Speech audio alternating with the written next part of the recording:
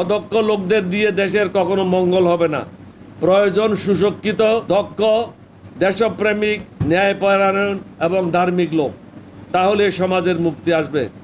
বর্তমান অবস্থা দীর্ঘায়িত হলে দেশে বিশৃঙ্খলা সৃষ্টি হতে বাধ্য, হয়তো নিয়ন্ত্রণের বাইরেও চলে যেতে পারে। আমাদের সকলের উচিত দেশের সমস্যাগুলি পর্যালোচনা করা এবং যত দ্রুত সম্ভব এগুলির সমাধান বের করা। অন্যথায় আমরা যেখানে থাকি না কেন সকলেই ক্ষতিগ্রস্ত হব। মনে রাখতে হবে, লোভ এবং মোহ মানুষকে ধ্বংসের দিকে ঠেলে দেয়। আমরা দীর্ঘদিন যাবৎ বিএনপির নেতৃত্বে বর্তমান সরকারের বিরুদ্ধে বিরতিহীনভাবে আন্দোলন চালিয়ে আসছি। আপনারা এখনো নীরবে দর্শকের ভূমিকা পালন করছেন। আশা করি দেশে গণতন্ত্র এবং ন্যায় বিচার প্রতিষ্ঠার জন্য কৃষক, শ্রমিক, যুবক এবং ছাত্র সমাজ সকলে নিজ নিজ জায়গা থেকে ঐক্যবদ্ধভাবে নতুন উদ্যোগে এগিয়ে আসবে।